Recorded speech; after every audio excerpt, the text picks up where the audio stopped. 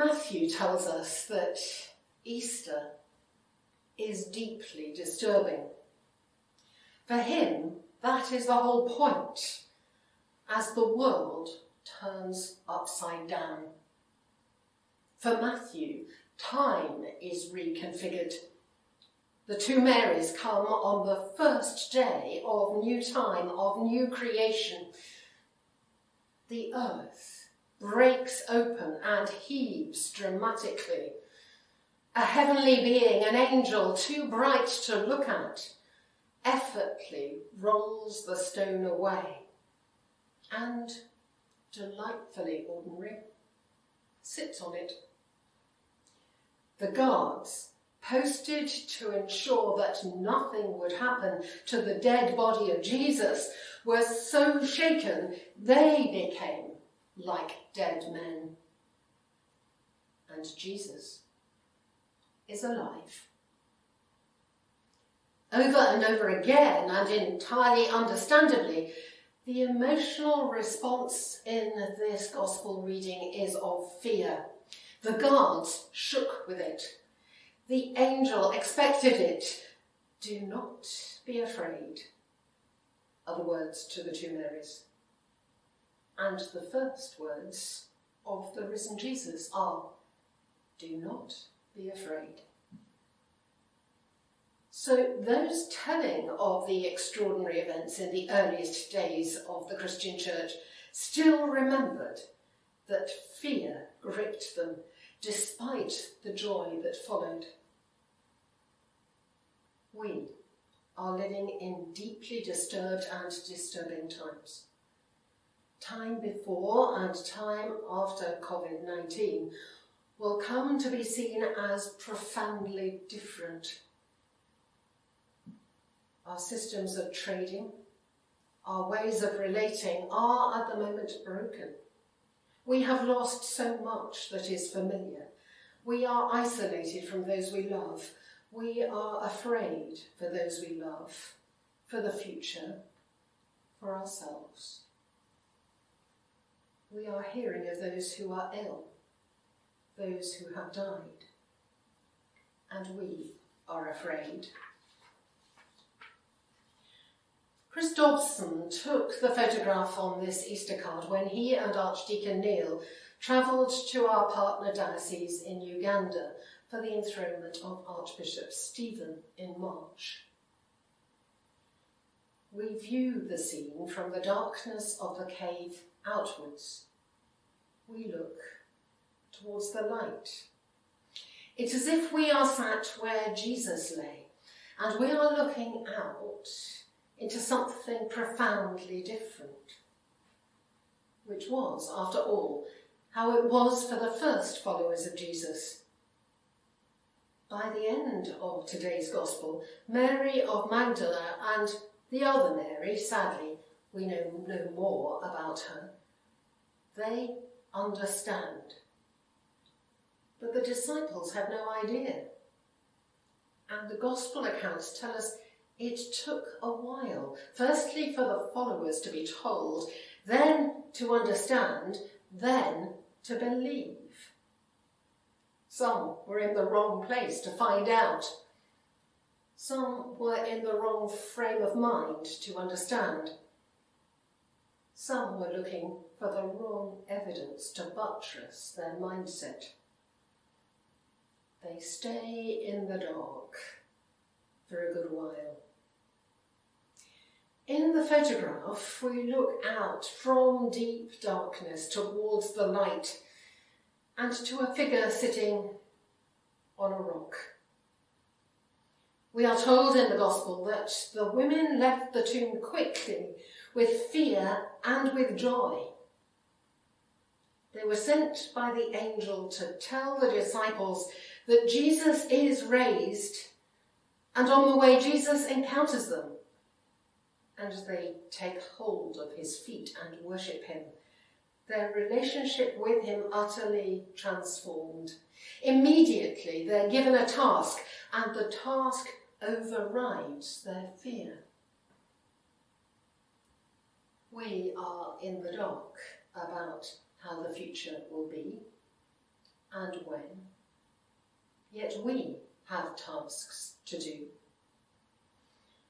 Over the last few days, followers of Jesus, alongside so many others, have done extraordinary things, creating networks of care, reaching out to those most vulnerable, volunteering to help in the NHS. Though you have been held apart, distanced physically, you have created new ways of gathering in spirit, together as the body of Christ. Despite living with fear and deep uncertainty, you have disturbed the darkness with the light of Christ. 30 years ago, I joined the parishioners of an Anglican parish in downtown Philadelphia for Holy Week and Easter. The wider community had been impoverished by the impact of industrial decline and then by the threat of HIV/AIDS. The parish church had little financial resource. It was dependent on the partnership of its richer neighbour. The church building was in need of repair. The service of Tenebrae on Good Friday evening marked out in ceremony and silence the profound darkness of death and fear resonating through that community in that neighbourhood. On Holy Saturday we waited, we did nothing. And then a few of us gathered for the vigil, the priest and her curate, some few from the business community and from the mother church, more from the tenements down the road. The music was offered by local jazz pianists who brought their newly fostered baby, a child born with HIV, who was already much loved by the parishioners. Together we processed the light of Christ into the dark of that great barn of a church, where on Easter Day, as on almost every day, 1,000 hungry people from the local community would be fed. That Easter, surrounded by poverty and disease, by fear, I experienced the sight of Jesus' diverse community, proclaiming resurrection and daring to disturb despondency, daring to challenge despair. And that is what the church through the centuries has done. As Dean of York, I oversaw the restoration of the largest medieval stained glass window in Europe. It is the most extraordinary work of art, technically, but also theologically.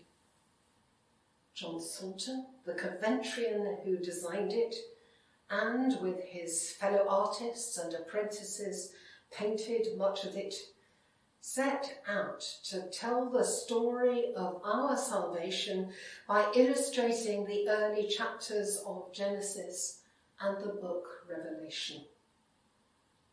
The figures are probably painted from life, warts and all.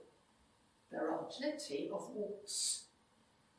There is humour in very unflattering cameo portraits, probably of the clergy. And there is a small boy who watches the unfolding story from the margins of the panels. Above all, there is great drama, not least in the apocalyptic battles of the end times, with their fiery angels white as snow, and scary dragons, and multiplying pestilences. This window was created in the early 15th century as plague stalked our country.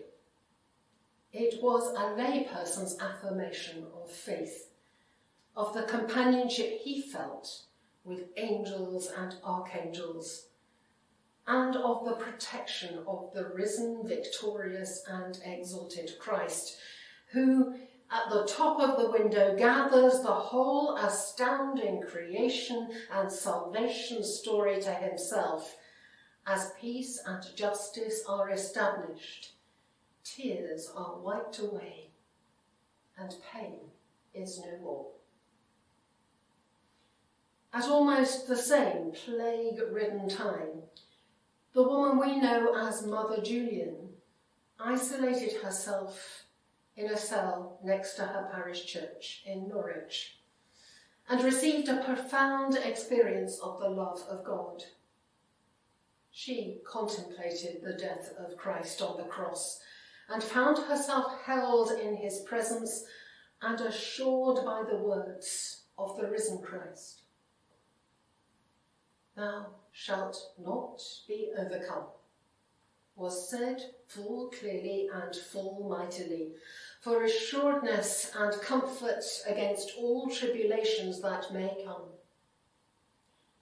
He said not, "Thou shalt not be tempested, thou shalt not be travailed, thou shalt not be afflicted," but he said, "Thou shalt not be overcome." God willeth that we take heed to these words, and that we be ever strong in sure trust, in weal and woe. For he loveth and enjoyeth us, and so willeth he that we love and enjoy him, and mightily trust in him, and all shall be well.